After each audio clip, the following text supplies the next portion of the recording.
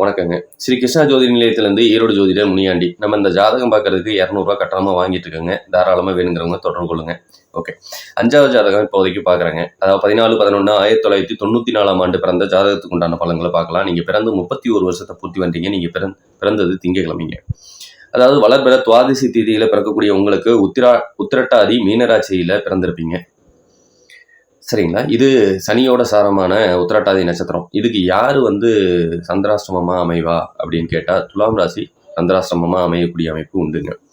சரி, உத்திரட்டாதி நட்சத்திரம் என்னன்னா, அது சனியோட நட்சத்திரம் அப்படிங்கிறதுனாலையும் எப்பயும் தொழில் சம்பந்தப்பட்ட எண்ண ஓட்டங்கள் அதிகமாகுங்க. அது முக்கியமாக கடல் கலந்து வணிகம் பண்ணுறீங்க அப்படின்னு சொன்னால் நீங்கள் ஜெயிச்சுக்கிட்டே இருக்கக்கூடிய அமைப்பு நல்லா இருக்கும்.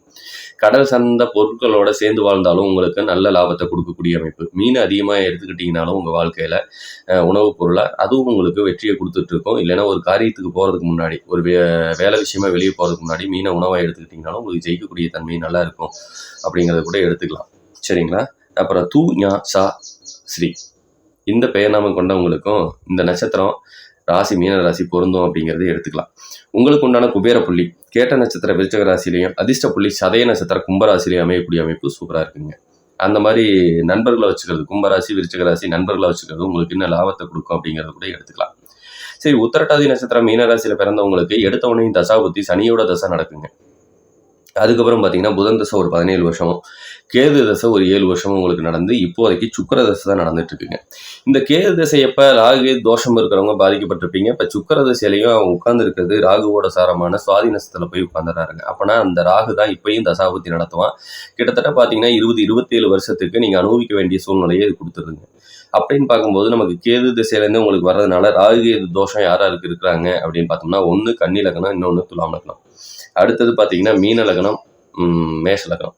இந்த 4 லக்கணத்துக்காரங்க முழுசாக பாதிக்கப்படுறீங்க. எப்படி அப்படின்னா, ஒன்று திருமணம் செய்ய விடாதுங்க, செஞ்சாலும் சேர்ந்து வாழ விடாது. அப்படி சேர்ந்து வாழ்றீங்க அப்படின்னு சொன்னால் உங்களுக்கு வாரிசுகள் தன்மையை பிரச்சனை கொடுக்கக்கூடிய அமைப்பு. இல்லைன்னா ஒரே மாதிரி ரெட்டை ஆண் வாரிசோ ரெட்டை பெண் வாரிசோ தான் கொடுக்கக்கூடிய அமைப்பை இது கொடுக்குங்க. என்ன குழந்தை பிறகுதோ அதுதான் ரெட்டை தன்மையில் கொடுக்கும்.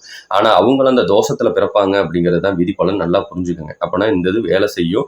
இந்த ராகு திசையப்போ குடும்பத்தில் சண்டை பிரச்சனை பிரிவு வரைக்கும் இழுத்து கொண்டு நிறுத்திடலாம். கணவன் மனைவி கடையில் இருக்கிற ஒற்றுமை தடவெல்லாம் சில பேர் கோர்ட்லேயே கிடப்பாங்க, டிவோர்ஸ்க்காக வெயிட் பண்ணுவாங்க. அவங்க பூராமே இந்த மாதிரி இருந்தால் மட்டும்தான் டிவோர்ஸுக்கு போக வேண்டிய சூழ்நிலை வரும் அப்படிங்கிறதையும் நீங்கள் புரிஞ்சுக்கோங்க. இல்லைன்னா வராது.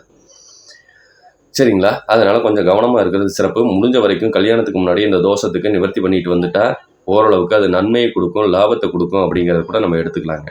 சரிங்களா? இது கடன் நோய் சம்மந்தப்பட்ட பிரச்சனை, வம்பு வழக்கு பிரச்சனை, இதுதான் போலீஸ் ஸ்டேஷன் கோர்ட் வரைக்கும் எழுதிட்டு போகிறது. தீரா கடன்லையும் தீரா நோயிலையும் இருந்துக்கலாம். சில சமயம் உள்ளூரை விட்டு வெளியூரோ வெளிநாடோ போய் வாழ வேண்டிய சூழ்நிலை இது கொடுக்கும். இது கணவன் மனைவி ஃபோனில் பேசிகிட்டே சந்தோஷமாக இருப்பாங்க, நேரில் பார்த்தா ஏன்டா பார்த்தோம் அப்படிங்கிற மாதிரி சண்டையும் சச்சரவும் கொடுக்கும்.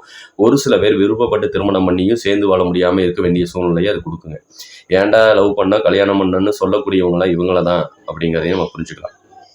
சரிங்களா? சரி, இதுவே நாடி முறைப்படி நமக்கு எப்படி இருக்குது அப்படின்னு பார்த்தோம்னா, சுக்கிரன் போய் கேதுவை தொடுறதுனால சில சமயம் மனைவி கொஞ்சம் நோயாளித்தன்மையோடு இருக்கக்கூடிய அமைப்பு. மனைவி நல்லா படிச்சிருப்பாங்க, நீங்களும் ஒரு சிறந்த ஆசிரியர் தான் அப்படிங்கிற வரைக்கும் எடுத்துக்கலாம். கம்ப்யூட்டர் சம்மந்தப்பட்ட வேலையோ இல்லை அப்படின்னு சொன்னால் டிரைவிங் சம்மந்தப்பட்ட வேலையோ நல்ல லாபத்தை கொடுக்கக்கூடிய அமைப்பு. ஒரு சில பேர் எலக்ட்ரீஷியன் எலக்ட்ரானிக் பொருட்கள் வாங்கி விற்கிறது, மொபைல் கடை சம்மந்தப்பட்டது, இது எல்லாமே லாபத்தை கொடுக்கக்கூடிய அமைப்பில் இருக்காங்க. தந்தையால் பிரயோஜனம் இல்லை, இல்லைன்னா தந்தை இல்லை அப்படிங்கிற பேர் தலைக்குழந்த பையனாலையும் உங்களுக்கு பிரயோஜனம் இருக்கக்கூடாது அப்படிங்கிறது தான்.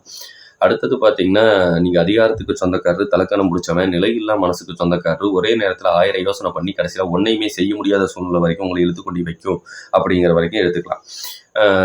ஒரு சில பேர்த்துக்கு இதையும் சம்மந்தப்பட்ட பிரச்சனை கொடுக்கும். ஹார்ட் சம்மந்தப்பட்ட பிரச்சனையும் கொடுக்கக்கூடிய அமைப்பினால ஆன்ஜியோ பண்ண வேண்டிய சூழ்நிலையும் சில பேர்த்துக்கு கொடுக்கலாம். சில பேர் தெரியாமல் ஹார்ட் அட்டாக்ல ஆயிலை இழக்கக்கூடிய சூழ்நிலை வரைக்குமே இழுத்துட்டு போயிடலாம் அப்படிங்கிறதையும் நம்ம புரிஞ்சுக்கலாம். கொஞ்சம் கவனமாக இருக்கிறது சிறப்பு.